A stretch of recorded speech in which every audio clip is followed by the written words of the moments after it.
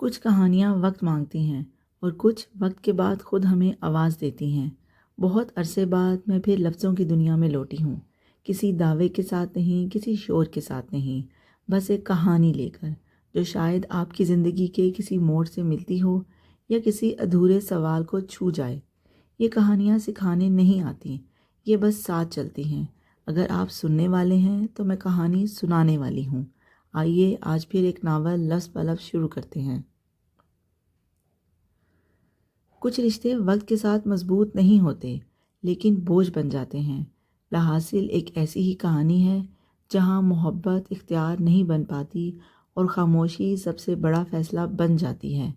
یہ کہانی کسی ایک کردار کی نہیں، یہ ان سب کی ہے جو سب کچھ پا کر بھی خالی ہاتھ رہ جاتے ہیں۔ آئیے لاحاصل کا آج کا باب شروع کرتے ہیں۔ تاریکی میں اس نے اپنے پاؤں کے نیچے ٹھنڈی زمین کو محسوس کیا۔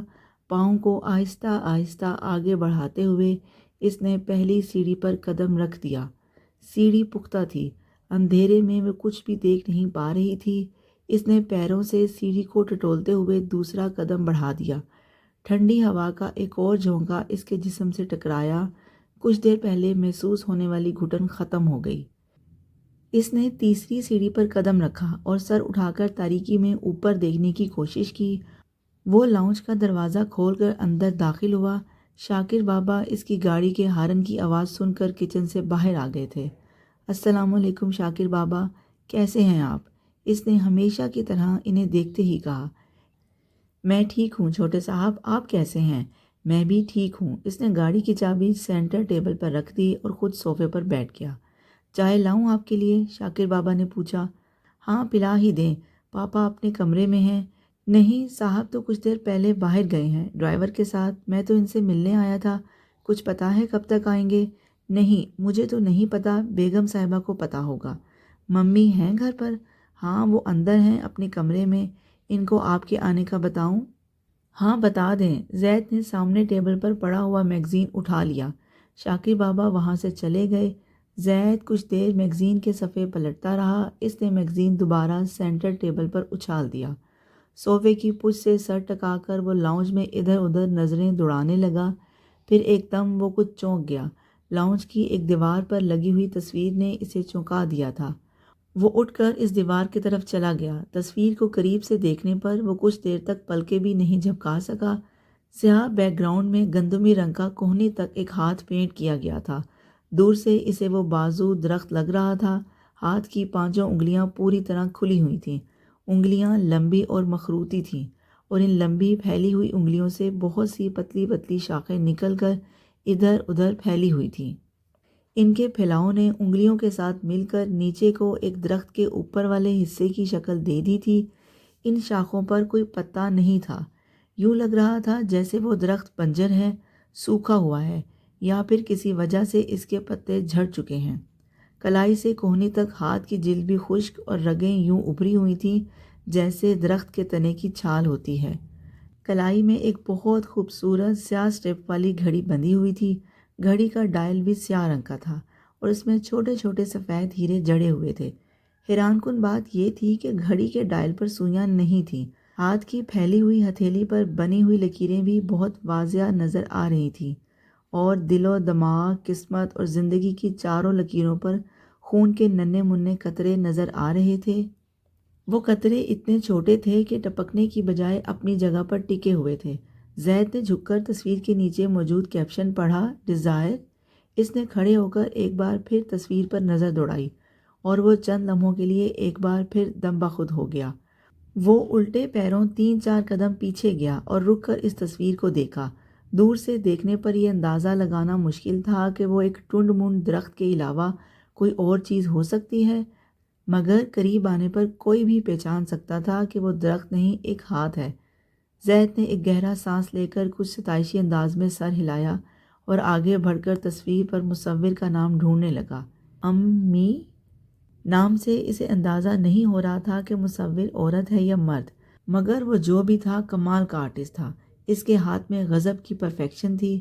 زید خود بھی آرٹسٹ تھا اور وہ کسی بھی پینٹنگ کی خوبیوں اور خامیوں کو لمحوں میں جان لیتا تھا، مگر اس تصویر میں اسے کوئی خامی نظر نہیں آئی۔ اسٹروکس کمال کے تھے، اینگلز میں کوئی غلطی نہیں تھی، شیڈز بالکل متوازن تھے۔ ڈیزائر، اس نے تصویر کا کیپشن ایک بار پھر دہرایا۔ اس نے اس تصویر کو پہلے لاؤنج میں نہیں دیکھا تھا اور اب اس تصویر نے لاؤنج میں لگی ہوئی باقی تمام تصویروں کی خوبصورتی اور اہمیت ماند کر دی تھی۔ شاکر بابا چائے لیے زید کے پاس چلے آئے۔ یہ تصویر پہلے یہاں نہیں تھی۔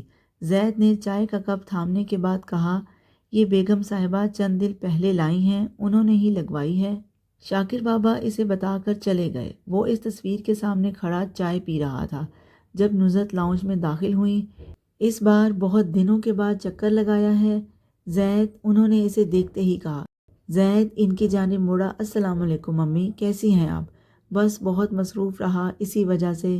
نصرت نے اس کے پاس آ کر اس کے گال تھپ تھپائے۔ ممی یہ پینٹنگ کہاں سے خریدی ہے آپ نے؟ یہ کلب میں بکنے آئی تھی، مجھے اچھی لگی، میں نے لے لی۔ کس نے بنائی ہے یہ تو مجھے نہیں پتا۔ آپ یہ پینٹنگ مجھے دے دیں، میں آپ کو اس کی قیمت دے دیتا ہوں۔ زید نے وقت ضائع کیے بغیر فرمائش کی۔ قیمت کی بات مت کرو، تم لے جاؤ، نصرت نے کہا۔ نہیں ممی، یہ خاصی مہنگی ہوگی، میں اس طرح نہیں لے کر جاؤں گا، زید نے صوفے پر بیٹھتے ہوئے کہا۔ نصرت بھی اس کے قریب بیٹھ گئیں۔ نہیں مہنگی نہیں ہے، بس اس کا فریم مہنگا ہے، وہ میں نے خریدنے کے بعد کروایا ہے، ورنہ اس کی قیمت صرف 2000 روپے ہے۔ زید کو یقین نہیں آیا۔ اس نے ایک بار پھر اس تصویر پر نظر دوڑائی۔ مجھے یقین نہیں آ رہا، صرف 2000 روپے؟ یہ جرم ہے، اس کے آرٹ کو اس طرح اس قیمت پر بیچنا۔ یہ کون احمق ہے ممی؟ اگر دوبارہ وہاں اس آرٹسٹ کی کوئی پینٹنگز آئیں تو آپ میرے لیے خرید لیجیے گا۔ ٹھیک ہے، میں یاد رکھوں گی۔ اب تم بتاؤ فیکٹری کیسی چل رہی ہے؟ نصرت نے بات کا موضوع بدلتے ہوئے کہا۔ اس نے بارش کی آواز کو تیز ہوتے سنا اور ایک جھٹکے کے ساتھ اپنے ہاتھ میں پکڑی ہوئی کتاب بند کر دی۔ اس کا غصہ بڑھتا جا رہا تھا۔ سر اٹھا کر اس نے لکڑی اور گارے سے بنی ہوئی چھت کا وہ کونا دیکھا جو ہر سال کی طرح اس بار بھی رسنا شروع ہو چکا تھا، اور اب اس کے نیچے رکھا جائے گا ایک عدد برتن، اور اس برتن میں گرتی ہوئی بوندوں کی بھیانک آواز ساری رات مجھے سونے نہیں دے گی، وہ بڑبڑائی۔ اپنی چارپائی پر گود میں کتاب لیے دانتوں سے بائیں ہاتھ کے ناخن کترتے ہوئے وہ بہت زیادہ بے چین لگ رہی تھی۔ کمرے کے کھلے دروازے سے اب صرف بارش کی آواز نہیں آ رہی تھی، ماما جان کے تیز تیز قدموں کے ساتھ صحن سے چیزیں اٹھا اٹھا کر برآمدے میں رکھنے اور پھر انہی قدموں کے ساتھ واپس صحن میں جانے کی آواز بھی سنائی دے رہی تھی۔ بارش جب برسنا شروع ہوئی، اس وقت ماما جان کمرے میں نماز پڑھنے میں مصروف تھیں، اور نماز سے فارغ ہوتے ہوتے بارش بہت تیز ہو چکی تھی۔ دعا سے فارغ ہوتے ہی جائے نماز اٹھانے کے بجائے اور تقریباً بھاگتی ہوئی باہر صحن میں گئیں اور چیزیں سمیٹنا شروع کر دیں۔ مریم ڈھیٹوں کی طرح کتاب کھولے بیٹھی رہی۔ ماما جان نے اسے چیزیں اٹھانے کے لیے نہیں بلایا تھا۔ اب کتاب بند کیے وہ تلخی سے سوچ رہی تھی، یہ سب ماما جان کی اپنی چوائس ہے، پھر ان کی مدد کیوں کی جائے؟ انہیں سب کچھ خود ہی سمیٹنا چاہیے۔ کم از کم انہیں احساس تو ہوگا کہ یہ سب کچھ کتنا ڈراؤنا ہے، مگر ماما جان کو یہ احساس کبھی نہیں ہو سکتا۔ اس نے ایک گہرا سانس لے کر اپنے چٹکتے ہوئے اعصاب پر قابو پانے کی کوشش کی۔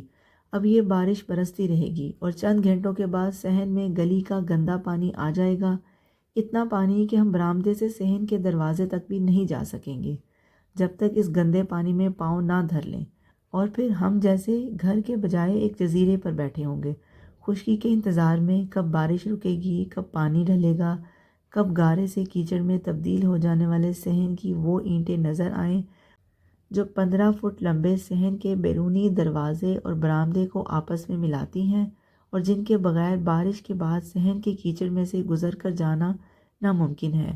اور یہ سب کے ہونٹوں پر ایک تلخ مسکراہٹ ابھری۔ مریم کی زندگی کے باقی حالات جاننے کے لیے اور زید کو وہ پینٹنگ اتنی پسند کیوں آئی، اس کے بارے میں جاننے کے لیے میرے ساتھ رہیے گا۔ اگر آپ کو یہ سٹوری سننا اچھا لگ رہا ہے تو میرے چینل کو سبسکرائب کر لیں۔ Thank you.